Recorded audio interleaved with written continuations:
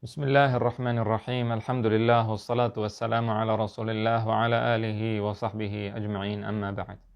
An Aisyah radhiyallahu anha anna Quraisyan ahammahum sya'nul mar'atil makhzumiyah allati saraqat.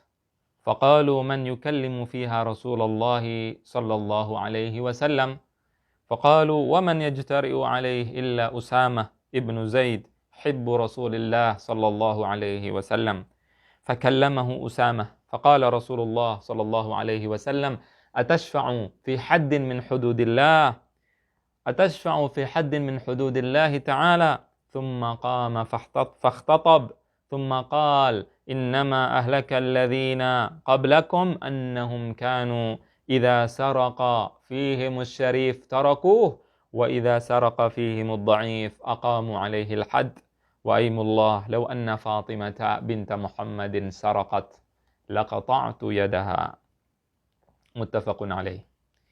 Dari Aisyah radhiyallahu anha bahwasannya orang-orang Quraisy mereka gelisah dengan keadaan seorang wanita dari Bani Makhzum, dari kabilah Bani Makhzum.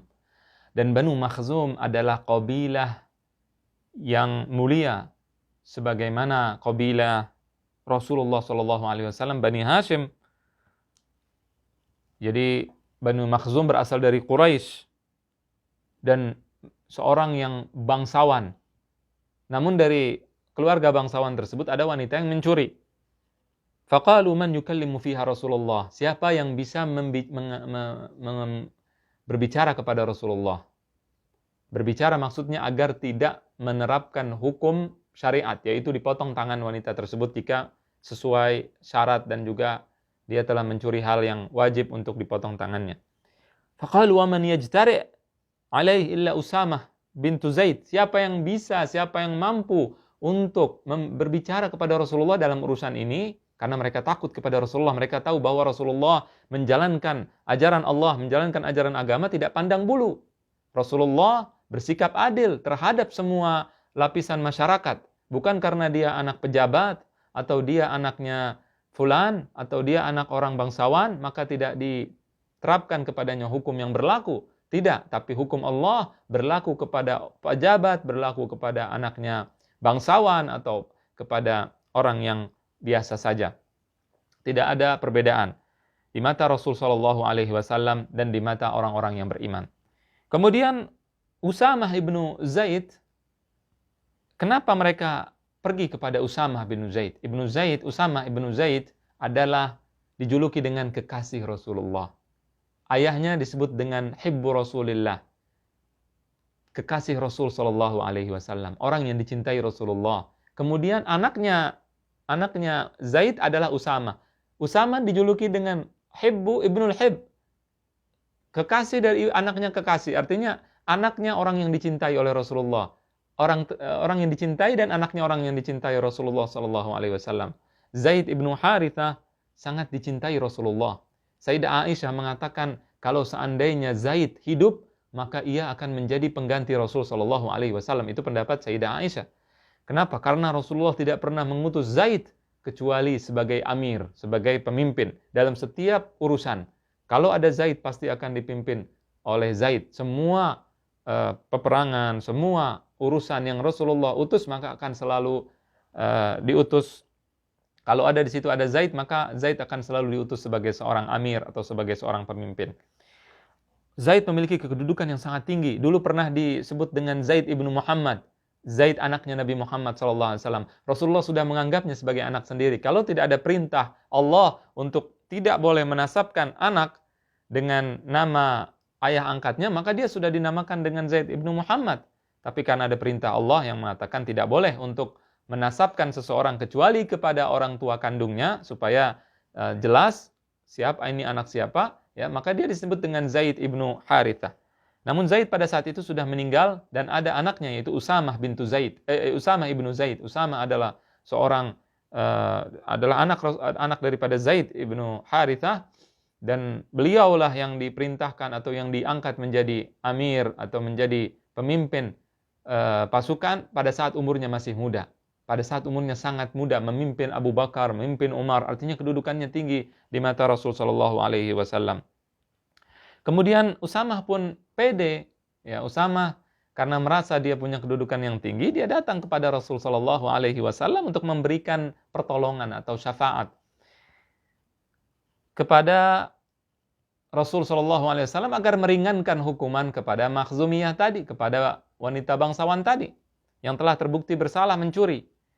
Kemudian Rasulullah dengan wajah yang merah karena Rasulullah tidak mengerti, tidak mengenal suap menyuap, nepotisme, tidak mengenal ini anak pejabat, tidak mengenal ini anak pemimpin, ini anak siapa, tidak dikenal oleh Rasul sallallahu alaihi wasallam. Tidak ada dalam kamusnya Rasulullah seperti itu. Rasulullah sallallahu alaihi wasallam dan juga Allah Subhanahu wa taala memiliki pandangan kepada semua orang dengan satu pandangan, inna akramakum indallahi atqakum, sesungguhnya yang mulia di antara kalian adalah yang paling bertakwa. Tidak dipandang bangsanya, sukunya, kabilahnya. Ya, memang ada perbedaan antara setiap orang, ini tidak bisa kita nafikan. Ada orang yang memiliki nasab yang mulia, ada orang yang memiliki kekayaan, ada orang yang memiliki jabatan, dan ini di dalam Islam kita menghormati. Kalau ada seseorang dihormati karena memiliki nasab yang mulia, maka kita wajib menghormati. Anzilun nas manazilahum. Kita harus bergaul dengan orang itu sesuai dengan kedudukan mereka. Ketika kita bertemu dengan dokter, kita menghormati lebih daripada menghormati orang yang bukan dokter misalkan, atau orang yang biasa saja. Ya. Ketika pemimpin, kita hormati lebih daripada orang yang biasa saja. Namun bukan berarti itu menunjukkan bahwa orang tersebut berhak untuk senang-wenang atau orang tersebut bisa kebal dari hukum Allah Ta'ala. Tidak, dia tidak kebal hukum, dia tetap dihukum kalau dia salah, dan dia dihormati sesuai dengan keadaannya. Jadi manusia memiliki keistimewaan. Kadang-kadang suatu kaum memiliki keistimewaan dari kaum yang lainnya. Bangsa ini memiliki keistimewaan lebih dari bangsa yang lain.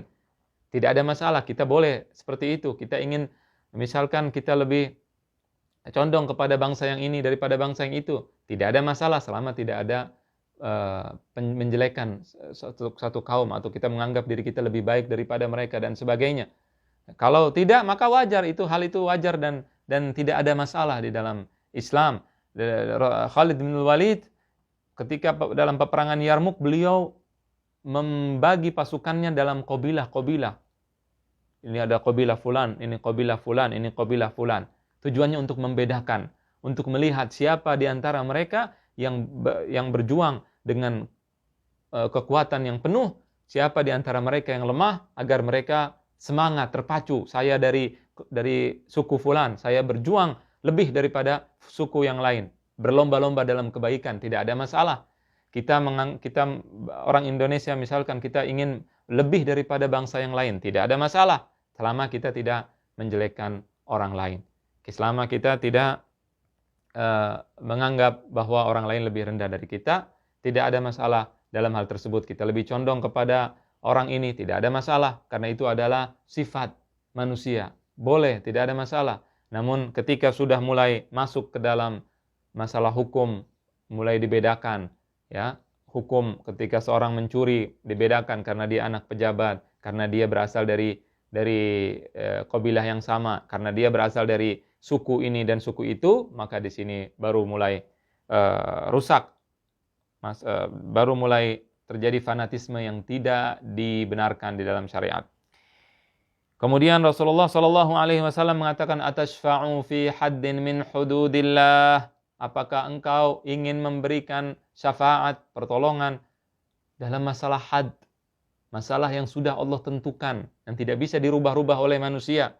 Yang merubah adalah orang fasik, orang zalim, dan kalau dia mengingkari maka dia kafir. Ya. Hukum mencuri tidak bisa diganti dengan hukum penjara. Orang yang mengganti dengan penjara, kalau dia mengganti karena mengingkari hukum Allah Ta'ala, maka dia kafir, murtad, keluar dari agama Islam. Kalau dia tidak mengingkari, maka dia fasik, dia zalim, dan dia dilaknat oleh Allah Subhanahu wa Ta'ala. Tidak bisa dirubah, karena ini hukum berasal dari hukum Allah Ta'ala. Allah yang menurunkannya. Hukum warisan tidak bisa dirubah, siapapun Anda. belajar di Eropa, belajar di Amerika, belajar dimanapun juga, Anda merubah hukum Allah, Anda adalah orang fasik, orang yang zalim, dan orang yang dilaknat oleh Allah Ta'ala. Tsumma qama fakhtatab. Kemudian Rasulullah berdiri dan berkhutbah dan berceramah, berpidato. Tsumma qal, innama ahlakal ladzina qablakum. Sesungguhnya yang menghancurkan, membinasakan umat-umat sebelum kalian adalah jika ada orang yang bangsawan, memiliki nasab, memiliki kemuliaan, anaknya pejabat, anaknya pemimpin, maka mereka akan tinggalkan kalau dia melakukan kesalahan. Tidak akan dihukum. Karena anak pejabat. Karena anak bangsawan. Wa idza saraqa fihimud dha'if, kalau orang yang lemah mencuri, aqamu alaihil had, maka mereka tegakkan hukum Allah Ta'ala kepada mereka. Wa aimullah, maka demi Allah. Aimullah artinya yaminullah. Yamin, jamak yamin. Lau anna Fatimah. Kalau seandainya Fatimah, anaknya Nabi Muhammad sallallahu alaihi wasallam, saraqat, mencuri, dan tidak mungkin Fatimah mencuri. Beliau anak Nabi. Beliau adalah wanita yang sangat mulia. Termasuk dari empat wanita yang sempurna. Lau anna Fatimah binta Muhammadin saraqat, laqata'tu yadaha. Jangankan orang tadi yang mencuri adalah dari Bani Makhzum. Orang Bani Makhzum. Kalau yang mencuri anak Nabi, Fatimah, maka tidak ada perbedaan. Oleh karena itu salah kalau ada orang yang menganggap bahwa saya anak Nabi, berhak untuk melakukan semua hal terserah saya atau seenak saya. Saya merubah hukum Allah, tidak bisa. Ketika Anda memiliki darah Rasulullah SAW, Anda merasa bahwa Anda adalah keturunan Rasulullah, maka di sini dosa Anda double. Ini adalah hukum Allah Ta'ala dalam Al-Quran. Anda memiliki dosa yang double, dosa yang berlipat ganda. Kalau Anda tidak sesuai, tidak mengikuti ajaran Rasul Sallallahu Alaihi Wasallam, ini dalam firman Allah Subhanahu Wa Ta'ala. Kemudian kalau Anda menjalankan perintah Allah, mengikuti ajaran Rasulullah, karena Anda keturunan Rasulullah, maka Allah Subhanahu Wa Ta'ala mengatakan dia akan mendapatkan pahala yang double, pahala yang berlipat ganda. Kenapa? Innama yuridullah liyudhiba ankumur rijsa ahlal bait wa yutahhirakum tathira. Allah ingin menghilangkan kotoran dari engkau wahai ahlul bait dan juga mensucikan kalian sesuci-sucinya. Tapi Allah Subhanahu wa Ta'ala tidak nepotisme, bukan karena Anda merasa diri Anda anak Nabi kemudian Anda bebas melakukan semaunya, tidak. Kalau Anda melakukan dosa, maka Anda akan mendapatkan hukuman double, berlipat ganda. Orang Islam biasa yang bukan keturunan Rasulullah mendapatkan satu pahala, dia mendapatkan dua pahala kalau baik. Kalau dia tidak baik, maka mendapatkan double, dua keburukan dan dua dosa. Jadi double. Nah, kemudian Rasulullah bersabda, ya, man batu'a bihi amaluh lam yusri' bihi nasabuh. Barang siapa yang amalnya lambat, lam yusri' bihi nasabuh, maka nasabnya tidak akan mempercepat dia. Artinya kalau dia amalannya sedikit, walaupun dia anak seorang nabi, walaupun dia anak seorang bangsawan, walaupun dia anak pemimpin, seorang pemimpin negara, atau dia anak siapapun juga, tidak akan pernah hal tersebut mempercepatkan dia. Dia tidak akan melewati orang-orang biasa, rakyat jelata, atau orang yang amalannya banyak. Kalau orang amalannya banyak dari manapun dia, maka dia akan dengan cepat masuk ke dalam surga. Adapun Anda, wahai keturunan Rasulullah, atau keturunan raja, atau keturunan siapapun, darah Anda biru, darah Anda merah, darah Anda kuning, tidak akan pernah sampai ke surganya Allah Subhanahu wa Ta'ala dengan nasab Anda, akan tetapi Anda akan sampai dengan amal perbuatan Anda. Allahu a'lam wa sallallahu wa sallam wa baraka ala nabiyina Muhammad wa ala alihi wa sahbihi ajma'in.